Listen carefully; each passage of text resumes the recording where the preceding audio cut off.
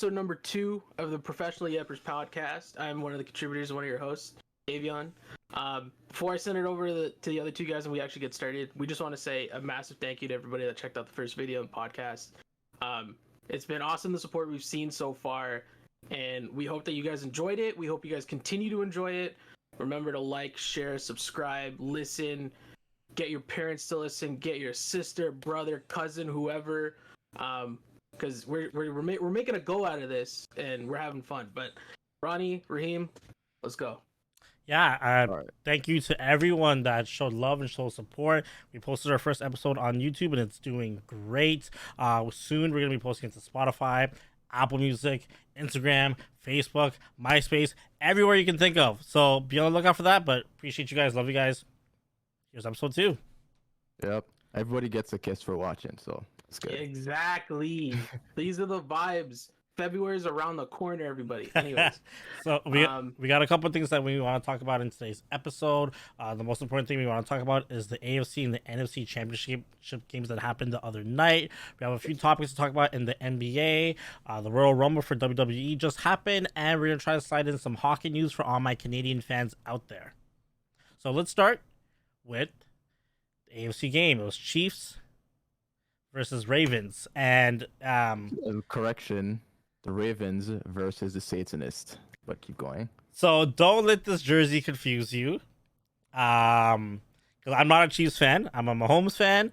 But watching that game, I'll be honest with everyone. I'll be honest with you guys. Wow. I'll be honest with you guys. I actually kind of expected the Chiefs to win because they've just been killing it lately. And for some strange reason, they think that they're trying to play the villain role, but they don't see themselves as a villain. They think they're a victim, and they really wanted to prove a point by winning on the road because they actually haven't won on the road yet in the playoffs. So they came out, they handled their business, and Ravens just looked lost. Like Jackson just looked like how everyone expected him to look.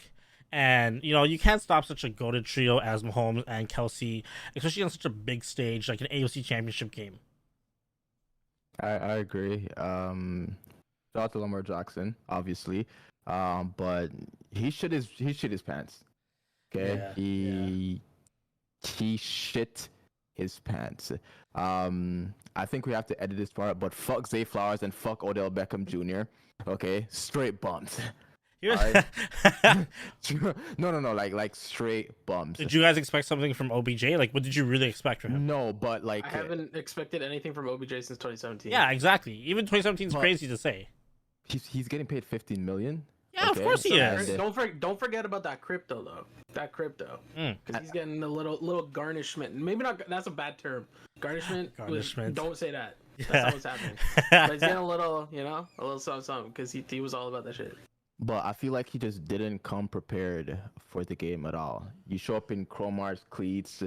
Off season, you're doing TikToks with Drewski. The only thing he did this off season was practice his dance moves for touchdowns. That's literally all he did. Again, are you surprised? I'm not surprised, but I'm still mad because he was it's a factor, bro. Oh, why are you getting paid $15 million just to come out there and dance in the end zone? You're pissing me off. That's him though. That's expected of him. I'm not saying that's a good thing. I'm just saying that's expected of him since he became famous playing for the Giants. And he's just and most of the Ravens just all talk, right? They spent most of the game just getting in each other's people's faces, getting flags for unnecessary conduct. It was the stupidest thing. They were playing like literal children. In a men's He's a role player now. He's a role player. He is what he is. And I think that really speaks to the fact that he's been on multiple teams over these last few years. He's not sticking around on one team. But injury has played a role too. It has. To what degree? It's the mindset that he has. He thinks he's better than he is, and he doesn't realize that his injuries are limiting his capabilities. And I can't remember, was he part of the Rams championship run? I'm pretty sure he was. I don't remember. But he didn't really do much. I'm pretty sure he won. No, he didn't do much. Yeah. I think wasn't he injured? What? He was injured. He was injured at a time, but I'm pretty sure that he came back, but he was just he signed a 1-year contract with them. They couldn't use him, but he signed a 1-year contract and still got a ring. So he got that off his list. But it was bad, man. It was. And you know what? The narrative is less so about what the Chiefs did, more compared to what the Ravens didn't do. That is true. yeah, like even the O line, the Ravens O line just soft, Charmin ultra soft. Like they're just getting baby, just straight bullied. Wait, hold on. Before you continue, Sharman, if you're out there, we're open to sponsorships. 100%. We all No need free TP. promos. Yeah, no free promos, guys. Let's go. But yeah, like I was happy and not too happy with Lamar, like especially throwing the ball into triple coverage. Like I lost my mind. Yeah. I swear to God, I started yelling. Like Right. I was genuinely yelling Yeah, at that point. I believe that. And there was still a chance until that little kerfuffle in the yeah. end zone there. That was that was bad. That was bad. The taunting and then the fumble, like Yeah. Zay Flowers country days. Yeah. Country Yeah. days. It's But I also don't like how controlling the ref. I think it's a thing not only in the NFL but in sports. I don't think players are allowed to like express themselves to such a degree.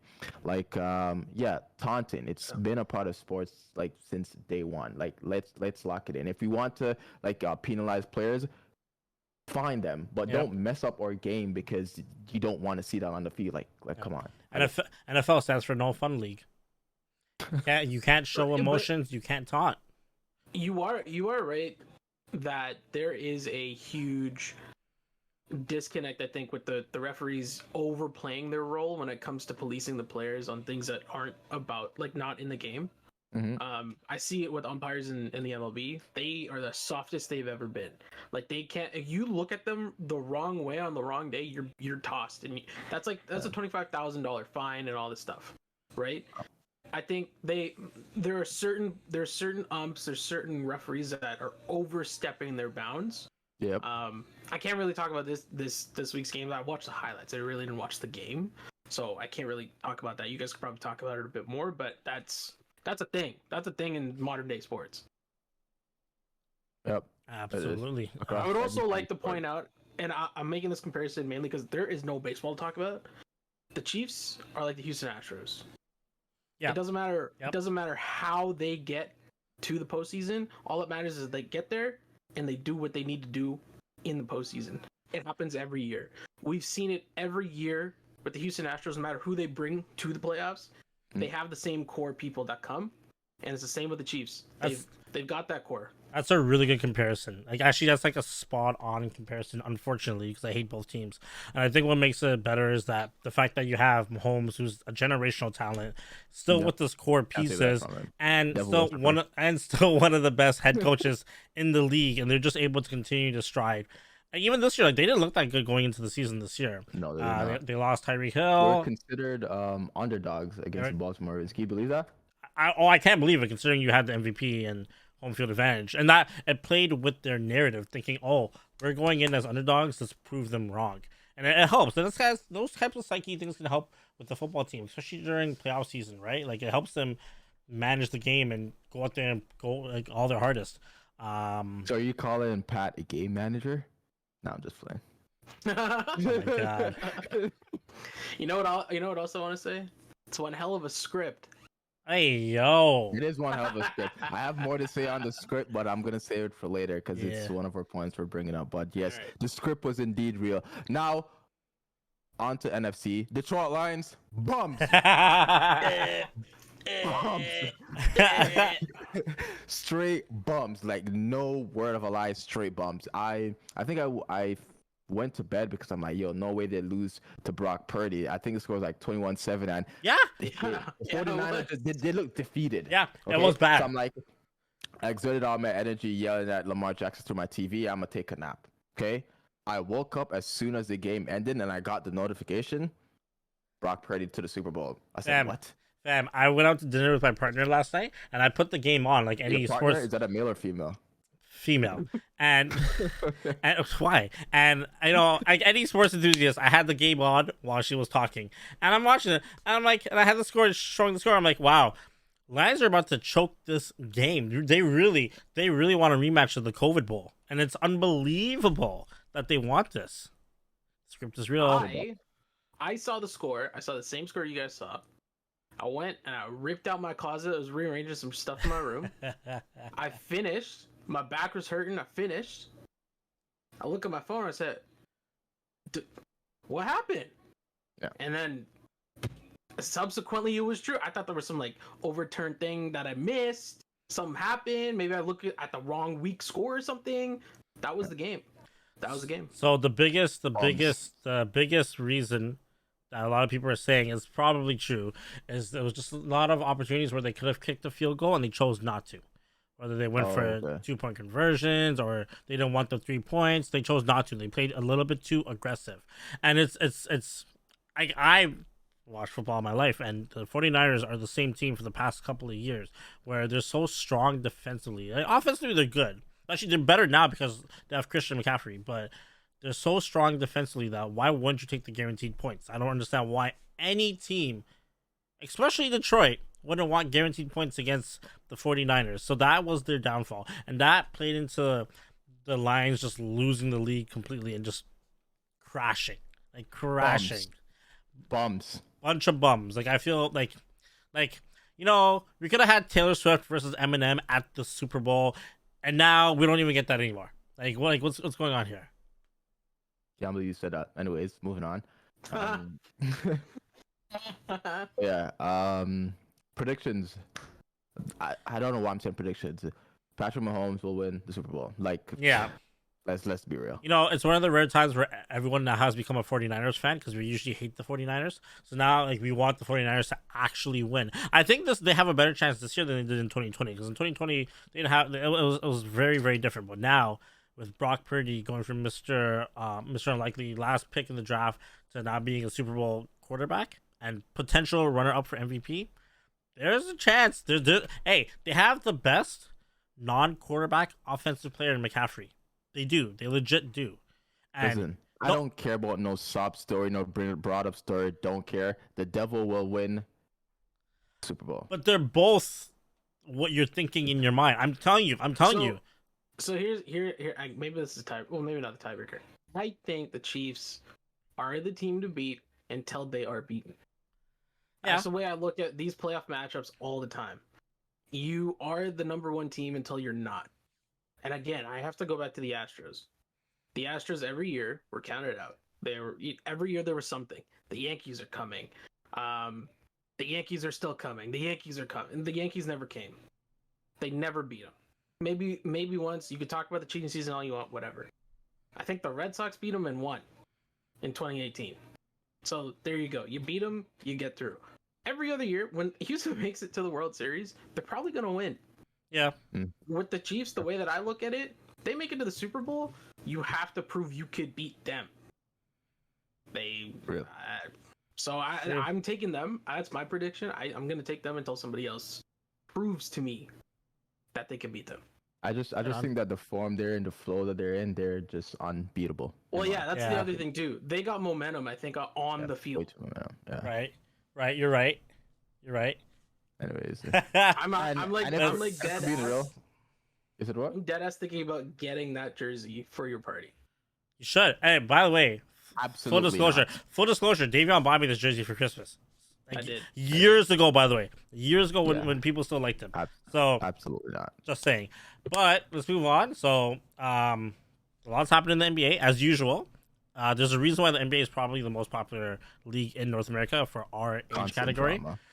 Drama, stats being broken, just ethical hoops. What's not? And the name that we're gonna bring up right now. No. Nothing ethical about that guy. These hoops are eco-friendly. These aren't though.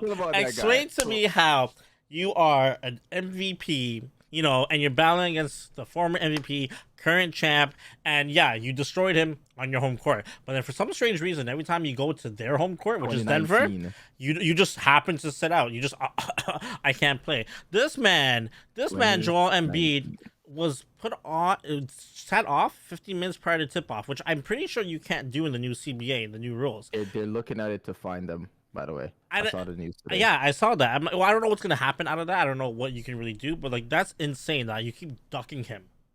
15 minutes prior. But 15 minutes prior, how do you do that? That's unbelievable. Joel is such a great player. He's an unbelievable player. I actually like him. I love him off the court. On the court, I can't stand him sometimes, but it's because I'm like a Raptors fan, so we're born to hate people from Philly. But dude, you're not helping your case when you keep ducking these big matchups. Like, imagine that. And you know what makes me even angrier? The fact that, like, and this is such a different tangent, but, like, you have stars that will miss games, and it's more difficult when you have an Eastern Conference star miss a Western Conference star. Because what if you have a kid in the stands that wants to see Joel for some strange reason, and they can't? And it's the only one time that they can actually come see that game, because they only come there once a year. And the man just sits out. I don't think that's fair. I hate when that happens when, like, LeBron shows up, the Steph show up, shockingly the Joels. Like, it's just unfair. But that's a different topic for another day. Okay, because I had an input on that too. Yeah, no one cares. I do too. Okay. But yeah, Here's what I'll say about Joel, because I've heard this narrative too. You can't expect to go down as a great player if you dodge these matchups, right? No, well, that's the thing though. He wants to put himself in that conversation. Yeah. He's trying to put himself in that conversation. Not in my locker room. Oh jeez. Right, but you're not in the locker room. Is what I'm trying to say. Like, if you're gonna dodge these things, you cannot go down as a top whatever position he plays or top player. You could be one of those really good players in your era. Mm-hmm. You could be a really good role player. You gonna win a ring the way you're playing? I don't know. You're not gonna get 23 free throws in a playoff game. No, you gotta actually hoop. You gotta ethically hoop. And not 23. He averages like 20. I think it's 25 and up. There's just but that's it. Like that right there is insane. But what I'm saying is, if you want to go down as a great player, Joel, you got to show up for these games, and you got to stop pussyfooting around them. You hear that, Joel? You hear that? Yeah, I hope he sees this.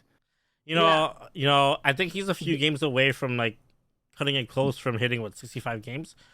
Yeah. Same with Halliburton, which is insane to me. Yeah.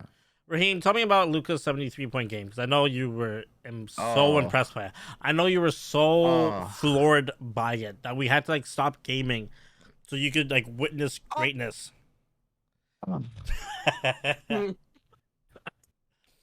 Give me your thought. Oh God, that is an ethical hooper. That is the like the pinnacle for ethical hoops.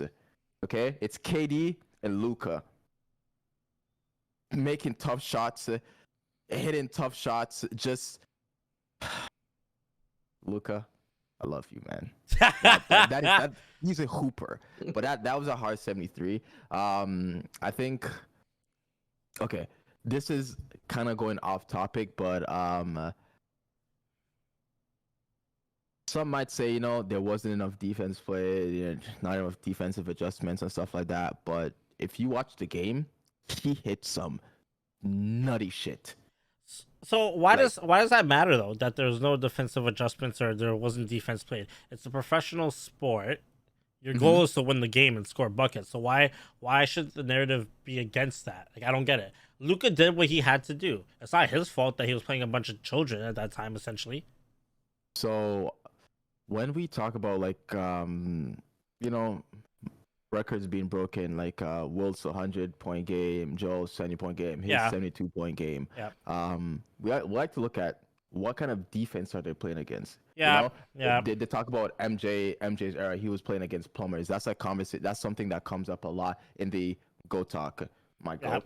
But I'll let LeBron hear that. Anyways, but in the past 2 weeks, we've seen 3 60s and a 70. Mm-hmm. Two 70s and 2 60s. Right. Yeah, Book and Cat, both L's. And Joel and Luka, 2 70s. That's insane. So yeah, it's unbelievably insane. Now, again, just to go back to your point, Luka did that against Atlanta. It's not like Atlanta's Detroit or Charlotte. They're a good team. Like they're an okay team. I should say good. They're an okay team. So they're not a bunch of bums. So I think it's just don't say that. They're a bunch of bums. No, they're not. And I get the argument though with Will. Like Will did it against a bunch of plumbers. Michael Jordan did a bunch of milkmen. Like I get it. He didn't. But anyways, I get it. But now it's it's a little bit different. Atlanta's a team that tried to technically drafted him and traded him for another star. So they're in the same realm of some sorts.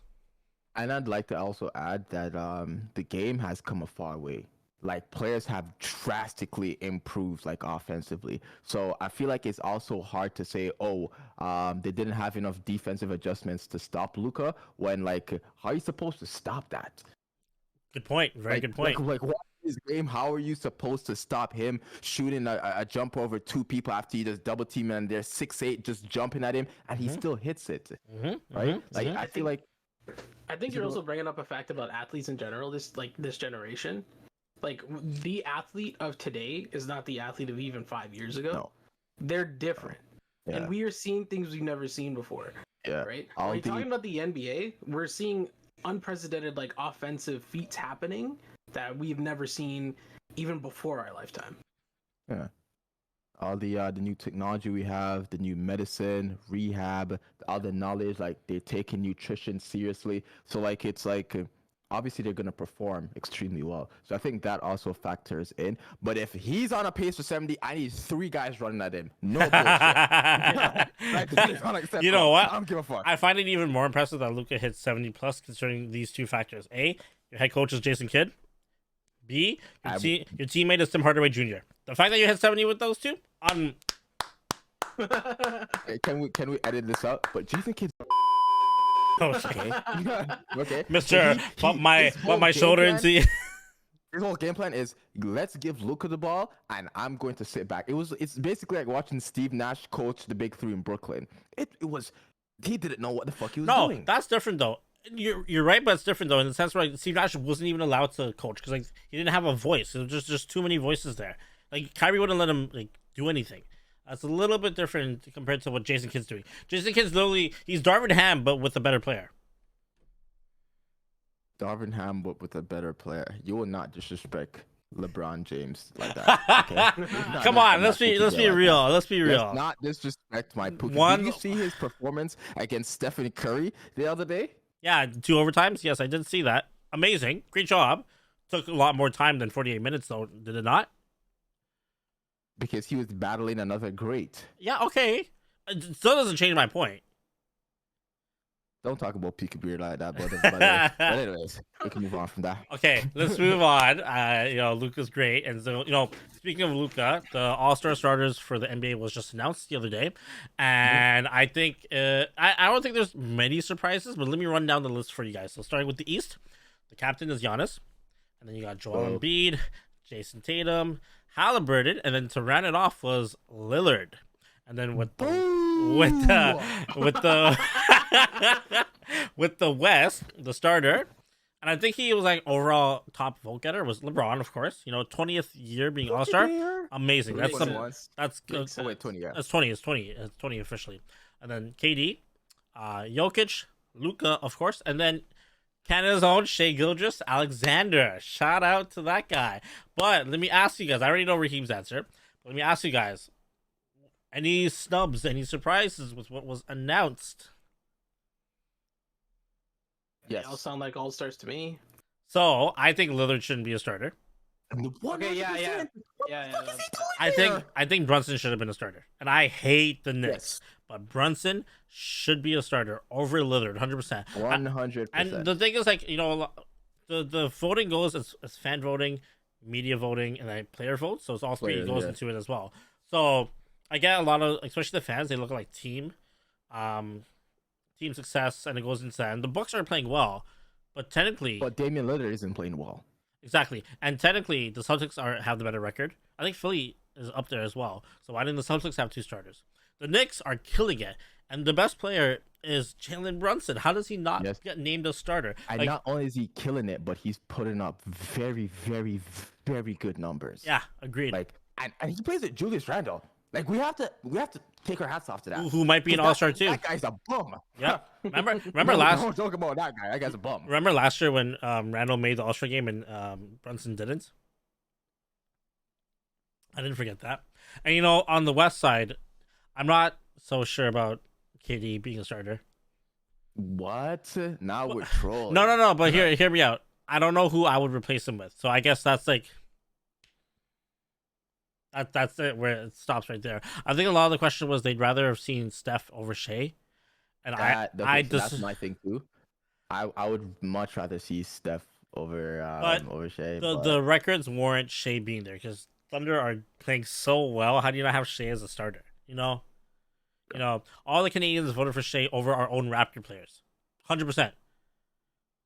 We're smart hoop Who was supposed to vote for? Scotty, yeah. but like the fact that like usually, so Toronto fans are oh my god.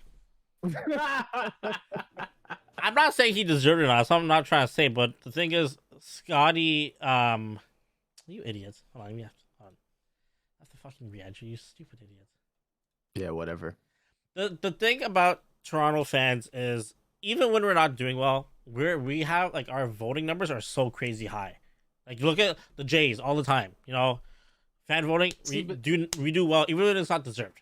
So usually in the top 10 we have like the Lowrys, the DeRozans, the Pascals, the Scotties there. Well, not Scotty, but like those three always in the top 10, even when they don't make it. Mm-hmm. I think the whole fan voting thing does need to be adjusted. And I think they need to work out like a score. Like the players, the fans, they do need to obviously vote. They all should have a vote, but like we've seen it multiple times. We saw it at the NHL when they voted in whoever it was, that guy. He was retiring and he was like one of the worst players of the league. Yeah. And he ended up being the captain of one of the teams. Like what? And won MVP after. Yeah. So I feel like fan votes shouldn't count as much. There is actually a scoring tier system, by the way, for exactly what Davion just said. Yeah, so we need that across the board. Yeah, that does exist. That's the real thing. So fan voting actually is on the lowest of the scoreboard, and then it's media and then player. Yeah. I mean, and remember, it's just for starters. When it comes to the reserves, that's just a strict vote from the coaches. Mm-hmm. Which a lot of times they've been getting wrong lately, but that's something we'll talk about next week. But those are the starters. Just Lillard. I'm not mad about it. It's just Lillard. I'm not mad about it either because like I usually except Lillard, but I'm not mad about it. I'm curious to see who they name as the reserves, but I think in our next episode we'll talk about like our predictions for the reserves and whatnot. Yeah, but you know what? Let's move on. Do you have anything else to talk about for NBA? Yes, I actually do. D'Angelo Russell. I'll save that for next week or no? The trade deadline's coming up, but we're gonna. I do want to quickly say, I believe he has played his way out of trade rumors. He's been exceptional for the Lakers, even in the win against Golden State. His three was what kind of started everything. He came up the court, had 3 turnovers in a row. By the way, 3 turnovers, and then came up the court, hit a 3. I think that put them up or something like that, or tied the game, something like that. But yeah, I think he's played himself. Or did he increase his trade value by playing so exceptionally in the past 2 weeks? Either or, because remember they wanted to get rid of him for DeJounte Murray, and right now DeJounte Murray is not going to give us that. Well, okay, so I was going to ask you, who would you rather have, Murray or D'Lo? So I don't know too much. Think of April. Oh no, I know that D'Lo's a there's no doubt about it. Yeah, there's no doubt about that with D'Lo. 100%. What does that mean in context of basketball? I mean, he's a bum. Okay, all right. Yeah, and a bum in all capitals with an exclamation mark at the end. Just yeah. Okay. Thing. But DeJounte Murray. I feel like D'Lo is too inconsistent to even keep after. I just don't see him playing this well throughout until the playoffs or even during the playoffs. We have to come to terms that he just plays when there's I guess something on the line. Essentially, he's not coming there every night to give his 100%. He's coming there when there's trade rumors, let me start playing. Okay, the in-season tournament, okay, 500K, okay, let me start playing. Yep. But outside of that, I want him gone. I want him and Darvin Ham shift off in a box of Madagascar. Okay. Yeah. Wow. Goals. # goals right there. Well, wow. Yeah, that's crazy. Well, let's flip sides here. Let's talk a little bit more. And something we haven't gone and talked about yet is WWE wrestling. A lot of big things has happened. There was a big Netflix deal, and more importantly, the Royal Rumble just happened, and if you guys don't know already, Davion's like legit the biggest wrestling fan you could probably know in real life. Yeah. I wrote a book. I heard CM Punk got hurt. Is he okay? Yeah, we're gonna bring that up. I wrote a book on wrestling. I know a lot about it. You can see my collection in the back there. The Royal Rumble was this past weekend. It was, in my opinion, a very good show. A lot of fun. The matches were good. I would say the worst match was probably, and I say this with like a caveat, was the Universal title match. Mainly because it was the same thing we've seen over and over and over again. It's starting to get a little tired. The Women's Rumble was what you would expect. It was a bit clunky, but it was very entertaining. They got the winner right, in my opinion, too. Jade Cargill had an amazing debut. And I think everybody that needed to look strong stayed strong, which was good. The United States title match, very creative finish, in my opinion. I think they got the winner right. I hope Logan's okay, because he looked a little dazed and confused after the match. He looked so concussed afterwards. He actually had to say, sorry, I can't answer right now. Yeah, I've never seen that before. He thought he was like Psycho Sid when JR was trying to interview him that one time. Let's do this again, brother. We're live, you know? Yeah. I like I said, I hope he's okay. I hope it's not like a long-term thing. He looked like he went through war, though. Like, if you see some of the stuff, like some of the welts and the cuts and stuff on his body, like, Kevin Owens put him through the ringer. He needs to be put through these things if he's going to be a full-time wrestler. Yeah. And it's part of paying your dues, especially at the largest and biggest stage you could possibly be on. So kudos to him. I think he's great. I think Logan Paul's probably one of the best heels we've ever seen. I would say his heat getting abilities up there with MJF. Yeah. And I think that's pretty high praise. The men's rumble was good. I would say good to great. They got the winner right, and based on what Raheem brought up earlier about CM Punk potentially being injured, they really got the winner right. Yeah. The rumor right now, and we're recording this an hour before Monday Night Raw, is CM Punk has a torn tricep. Yeah, that's what I saw. If he has a torn tricep, he's out for 4 to 6 months. Yeah. So WrestleMania is out of the question. If it's partially torn, I don't know if they're going to let him wrestle. I don't know what they're going to do. The rumor is it's completely torn and he's going for surgery tomorrow. I'll make that call though, so you guys don't worry about that. I'll keep you guys updated. Okay. Right, cool. Yeah, okay. Cool. You've got the itinerary on the jet and shit. Okay, I got you. Oh, okay. With CM Punk being injured and Seth Rollins being injured, it's a huge bummer. Huge bummer, because that was night one's main event, in my opinion. But flip side, this is exactly what I said would happen last year when Cody lost. I said they're just gonna build this out one more year, and my immediate thought was this is a Dusty Rhodes story. This is gonna be a Dusty finish to the end, which is he'd never liked to hotshot anything. He'd never liked to rush anything, and even though we all thought Cody was gonna win, it was probably better that he lost, because look how over this guy is. Every single week, no matter where he goes, even if he's not advertised for the show, we've got signs for this guy. Yeah, that's exactly what you said last year. I remember we were watching Mania at your house, and all of us thought Cody was going to win, and then we were so bummed out when Roman won, and you kept saying, this is going to be great for long-term storytelling. And you were 100% right, because look at it now. He built his way up, did the Cena thing where he fought Lesnar, did a bunch of small stuff, and then Survivor Series, which was crazy. And now look at him. He won the Rumble, pointed to the sign, and then pointed to Roman and started talking bad. No time. No questions asked. Like, who's he gonna pick? No, went right at Roman. It was unbelievable. And the best part, Roman looked scared. Yeah, he actually looked scared. He's like, "Oh shit, this might be it for me." These are the small things, right? Like the way that they told Cody's story was he was on the rise against Seth. Torn pec, wrestled that match, got over huge with the fans, and we had to wait like 9 months. Mm-hmm.